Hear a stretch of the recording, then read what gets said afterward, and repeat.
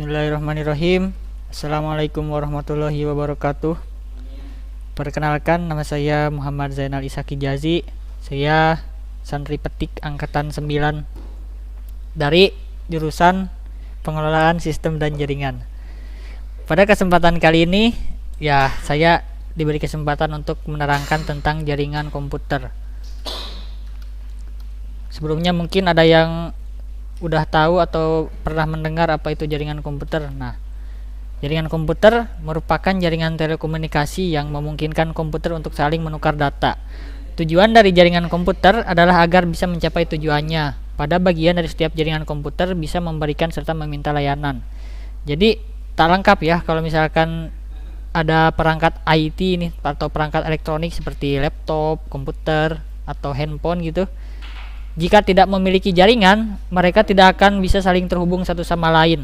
Sebenarnya bisa saja, cuma kurang efisien gitu kalau tidak menggunakan jaringan komputer. Jadi jaringan komputer itu ibaratnya kayak menghubungkan antara satu perangkat dengan perangkat yang lainnya agar perangkat tersebut bisa saling menukar data atau dalam bahasa manusianya bisa mengobrol satu sama lain antar perangkat gitu. Nah, apa itu manfaat jaringan komputer? Secara umum yang akan bisa didapatkan adalah sebagai berikut ini, yang poin-poin 8 ini. Yang pertama, dapat sharing resource, data, program dari komputer. Dia bisa men-sharing data atau program atau yang lainnya melalui jaringan komputer dari perangkat satu ke perangkat lainnya. Yang kedua adalah untuk sebagai media komunikasi yang efektif dan multimedia. Seperti yang kita sering biasa lakukan seperti chattingan atau bertukar informasi yang lainnya melalui media komunikasi, yaitu melalui jaringan komputer. Yang selanjutnya memungkinkan manajemen sumber daya lebih efisien, karena dengan jaringan komputer kita bisa mentransfer atau melakukan segalanya dengan lebih efisien, karena jaringan komputer mempersingkat pekerjaan seperti mentransfer data. Yang selanjutnya memungkinkan penyampaian lebih terpadu, memungkinkan kelompok kerja berkomunikasi lebih efisien, dapat menjaga keamanan data dan lebih terjamin atau harus memiliki hak akses. Nah, bisa juga untuk mentransfer data atau ingin menyambungkan suatu jaringan, kita dapat mengaturnya atau dapat memberikannya keamanan seperti memberikan hak akses. Tapi itu ada di next levelnya ya, karena harus diatur lah gitu, harus dikonfigurasi. Terus menghemat biaya pengembangan dan pemeliharaan. Dan yang terakhir, membantu mempertahankan informasi agar tetap handal dan up to date. Ya, karena kita terhubung satu sama lain, nah kita dapat mengambil data secara lebih up to date gitu, secara lebih awal dan terperinci. Terus tujuan jaringan komputer. Jaringan memungkinkan manajemen sumber daya lebih efisien ya, termasuk yang tadi kita lihat di sini ada di manfaat jaringan komputer. Tujuannya ya sama saja. Membantu mempertahankan informasi agar tetap andal dan up to date, ya masih sama seperti jaringan komputer yang tadi. Agar si pengguna itu terus mendapatkan data yang lebih terbaru gitu dari sebuah internet, yaitu dengan jaringan komputer. Yang ketiga, membantu mempercepat proses berbagi data atau data sharing. Tapi ini tergantung jaringannya juga ya kalau kecepatan itu. Tapi rata-rata kalau menggunakan jaringan komputer itu insya Allah hal-hal seperti ini tuh bisa dapat dipercepat gitu dan lebih efisien. Terus jaringan memungkinkan kelompok kerja berkomunikasi lebih efisien. Sama saja poinnya kayak yang pertama tadi, tapi ini secara berkelompoknya. Nanti akan ada dijelaskan di bawah maksudnya bekerja secara berkelompok itu seperti apa. Dan yang terakhir, jaringan membantu usaha dalam melayani klien mereka secara lebih efektif. Jenis-jenis jaringan komputer. Nah, sekarang kita masuk ke jenis-jenis jaringan komputer. Ada beberapa jenis ya di jaringan komputer ini. Yang biasanya digunakan itu yang lebih umumnya adalah seperti yang ada di sini. Ada jaringan client server dan jaringan peer-to-peer. Nah, apa itu jaringan client server? Jaringan client server merupakan sebuah hubungan jaringan yang menggunakan prinsip pelayanan dan yang dilayani. Jadi maksudnya itu kan di sini ada server nih. Ini ada server. Nah, dan ini ada klien gitu. Nah, si server ini yang ininya apa? Kepalanya kalau ininya ya yang menyimpan datanya. Misalkan mau membagi ke klien data-data apa nih. Nah, si klien itu harus minta dulu ke server supaya dikasih datanya gitu, dan rata-rata itu ada perizinannya dulu atau hak aksesnya dulu yang kayak tadi. Tapi tergantung juga si server mengkonfigurasinya seperti apa. Ini adalah jaringan berbentuk client server. Jadi kalau client server itu ada klien dan ada server gitu. Si server untuk mengirim semua informasi yang dibutuhkan dan si klien yang menerimanya gitu. Ini tuh harus saling terhubung dan satu jaringan.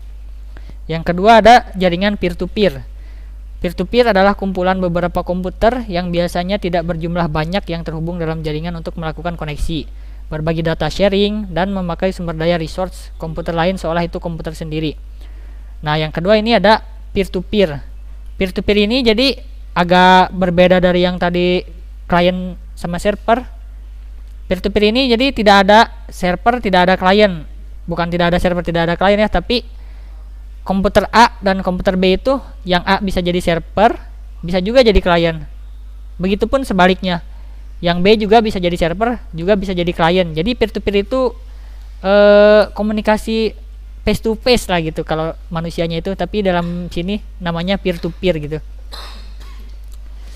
Nah, sekarang masuk ke jaringan komputer berdasarkan jangkauan. Nah, jaringan komputer juga atau jaringan internet itu ada jangkauannya gitu. Ada 3 ya, sebenarnya ada tambahan lagi, cuma yang biasa itu ada 3. Yang pertama ada LAN atau Local Area Network.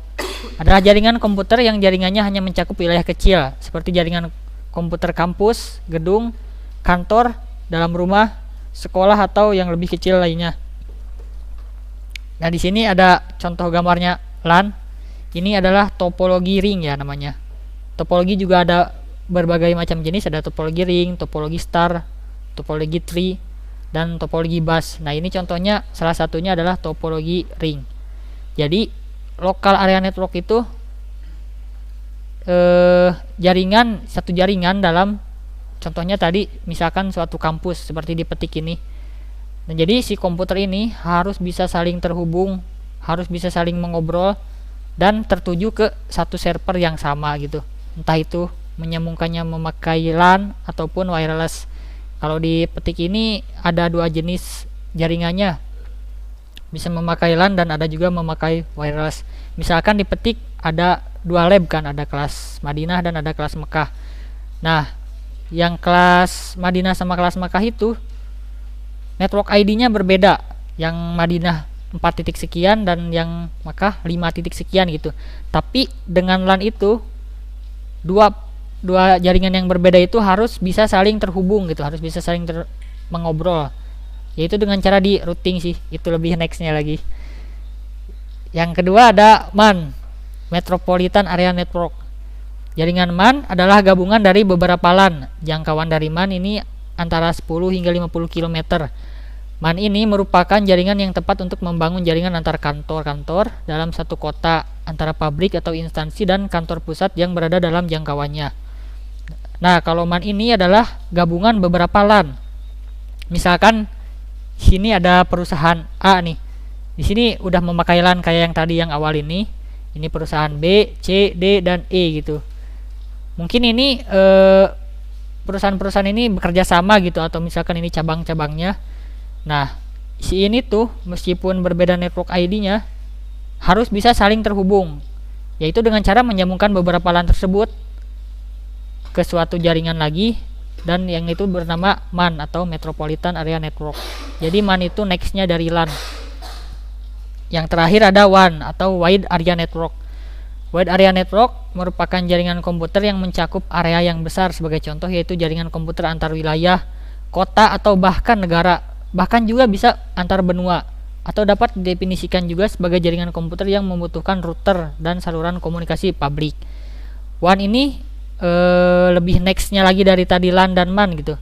Ini tuh jadi kumpulan dari berbagai LAN dan MAN yang sudah di routing dan bisa saling terhubung dan disambungkan lagi ke gedung-gedung atau instansi-instansi yang lebih jauh dari ini, entah itu antar kota, antar negara mungkin, dan bahkan antar benua. Dan ini di routing juga, disambung-sambungkan supaya bisa saling terhubung. Nyambungannya pakai apa? Nah, ada banyak cara itu. Ada apakah pakai kabel? Tidak juga. Ada juga yang bisa menggunakan routing seperti tadi di awal. Jadi kalau LAN ini mencakup daerah kecil atau bisa dibilang suatu instansi lah, kayak kampus atau sekolah. Jadi itu aja satu sekolah.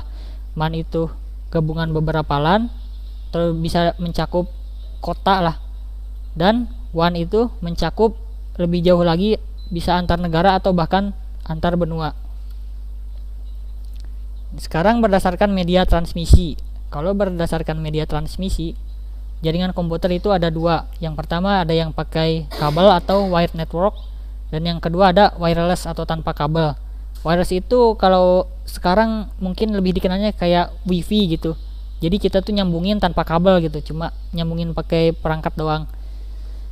Wired network merupakan jaringan komputer yang menggunakan kabel sebagai media penghantar. Pada sebuah network, media transmisi memegang peranan yang sangat penting, karena informasi atau data akan diangkut melalui media transmisi pada wire network. Ada beberapa pilihan kabel yang dapat digunakan, yaitu kabel koaksial, kabel twisted pair atau TP, dan kabel fiber optik. Nah, di sini di petik ini kita juga diajarkan untuk membuat kabel-kabel seperti ini dari awal pembuatan sampai bisa digunakan. Yang kedua, wireless atau tanpa kabel.